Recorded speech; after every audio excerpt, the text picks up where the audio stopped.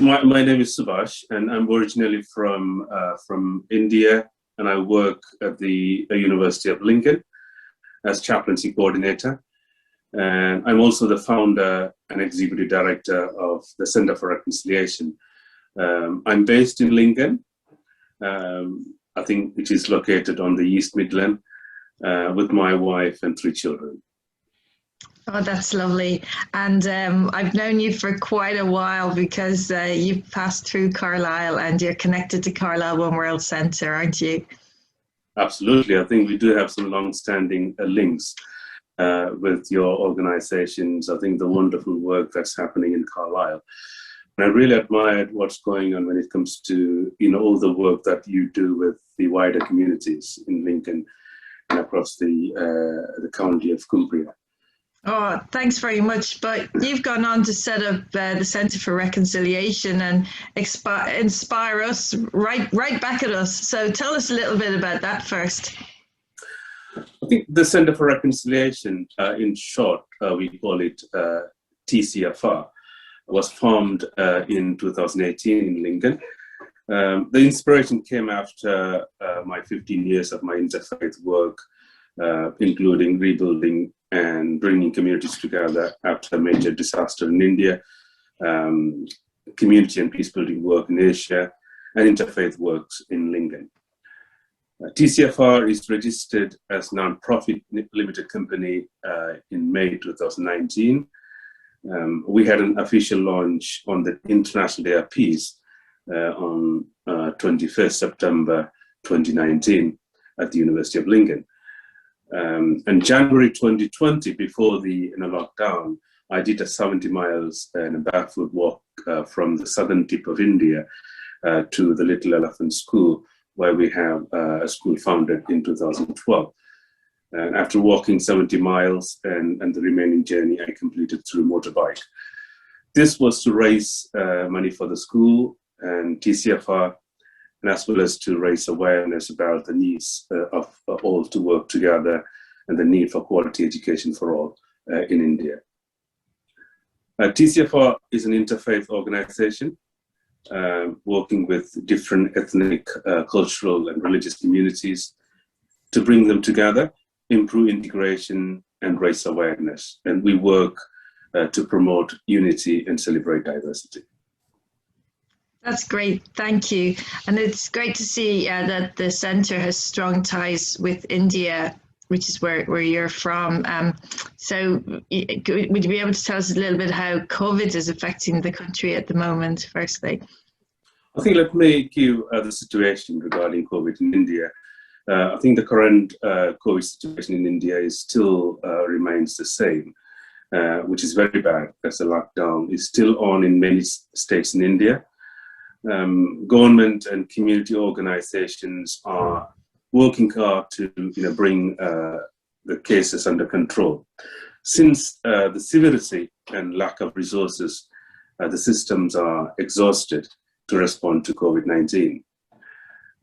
This has put the Indian economy into a state of unemployment, joblessness, and it will take many years to recover from this crisis. Vaccinations are available now, but it is still scarce and not available to everyone. India has reported more than 30 million COVID-19 cases since the pandemic started last year. And government data showed there were 50,848 infections recorded over 24 hours period on Wednesday, which was yesterday, bringing the total reported cases to 30.02 million. The daily reported death toll was about 1,358. And still, government officials and other health experts say a third wave is inevitable, and some predict it could hit India by October. So the current COVID-19 second wave in the country has overwhelmed the medical infrastructure, as you might have heard through news in UK and elsewhere. There is an extreme shortage of oxygen, concentrators, and ventilators. Hospitals have had to decline patients' admissions because of oxygen shortage. People are struggling to pay their hospital bills, and claims that insurance company have led them in the lurch. I think I'm going to give you a story which I picked up this morning through news. And as I was reading the news from India, that an auto driver, a 41-year-old auto driver, died of COVID and has left his family stuck in debt about £15,000 with no income.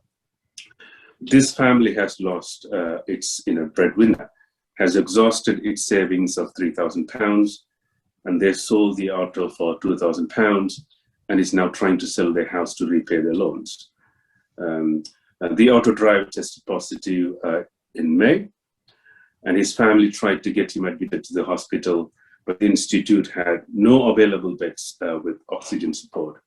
So after a desperate search, his wife and son found him an oxygen bed at a private hospital, where he was admitted from May till he passed away recently. So the total cost of treatment was about £15,000 for this person. As per the district administration tariff, the per day charge for an oxygen bed is about £200. For an ICU bed is about £400. So after the family spent their savings, they received some donations, but they were eventually forced to borrow money. The family has now mounting debt of about £10,000. They bought a house after working for 3 decades, but in just 26 days, things have changed dramatically. I think this is just one story.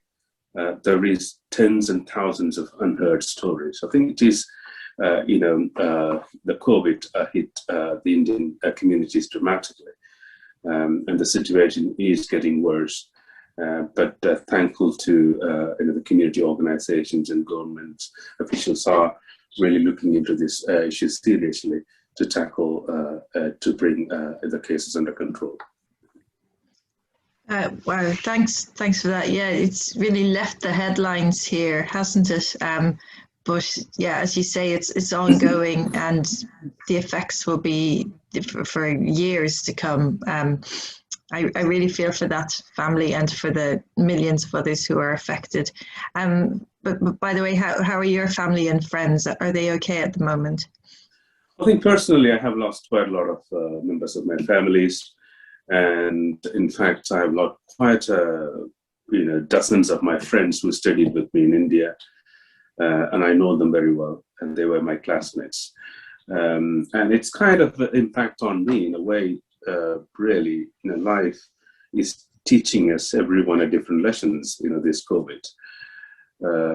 I was chatting with the person a few weeks ago, and he died, and I can't believe. It just and one of my friends sent me a Facebook message a few weeks ago, and he died 2 days ago. So it's just sometimes and I feel, is it real? And I think the families are exhausted because of the lack of support. But I'm glad that the communities are really connected. And pulling the resources within to support themselves. Yes, in fact, I lost my friends and families, and my hometown. And as I've been hearing through WhatsApp news, pretty much every other day I'm getting a death news. Someone is dying from my community. So it is really shocking. And sometimes I feel I don't want to, follow the WhatsApp news. Every time I open the WhatsApp, there is someone, there is news that someone is dying.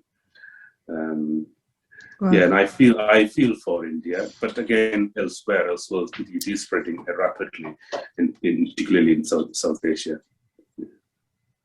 Yes, sure. But I'm so sorry that you're having to go through this personally. But so TCR is helping some projects. You've set up an appeal, I believe. But yes, we set up Appeal a few weeks ago, and we are helping the people in India who are affected by COVID through two different NGOs based in South and in the North. And these NGOs are working at the grassroots level. And all the money that we raise through the COVID Appeal will buy oxygen concentrators and ventilators to support the marginalized communities and to support landless laborers, tribal and families with clean water, sanitizers, soap, and information on keeping themselves safe. I think that's very important. Awareness is needed now. And awareness about vaccination, staying safe, PPE kits, disinfection kits, drugs and ventilators, equipments, and supplies to frontline medical and aid workers to care for the vulnerable and sick, and also to buy food packages to prevent malnutrition, particularly among the rural tribal communities. Great. So a link to that appeal is on your website, and I can put it up here as well. Yes, all the information on the website. And if you go onto our website, tcf-reconciliation.org, on the homepage, you will find all the information. That's brilliant. Thanks. So hope, Subash. I'd just like to ask, do you see any hope for the world as it comes out of this pandemic? As we look into the future, think of our children growing up in this. I think it will take years to come out of the COVID crisis fully. As I'm talking more from a global perspective, and this is a disaster. That has hit badly and impacted on world economy. In some countries, it will take years to restore the economy back. And millions of people are struggling without job, unemployment, family loss, and this has put them into hopelessness. And in countries with no benefit system, no free healthcare, and good education costs, but still. They are hopeful that despite this, there is still hope, and it often lies in the hands of each and every one of us as how we respond and keeping ourselves safe and everyone safe. I think that's very important, and this has brought people and communities together to tackle the issues, and that's a very positive sign. So therefore, there is hope. As we are united, then we can tackle COVID. Yeah, that's right. Together we're stronger. Yeah. So, would you like to tell us about any plans for the future for TCFR? Let me say it right this time. What else are you? Our future immediate plans are, working in Lincoln and across the county of Lincolnshire on interfaith initiatives. I think we have lots of planned activities that are coming up in the summer. So we are very much focused to work right across the county. And our long-term aspirations is to establish the Center for Reconciliation in India. Oh, brilliant. So world domination, or at least from Lincoln to India. Absolutely, I think that's much needed now. We are community organizations, and we would like to, work in partnership with community organizations, and bringing communities together, tackling, mental health. I think we are doing, work with communities in Lincoln. Particularly, some of our project is to focus on integration and working together, and bring about positive, bring about peace in the society. Brilliant. Well, I look forward to Carlo and World Centre working together with the Centre for Reconciliation sometime in the future.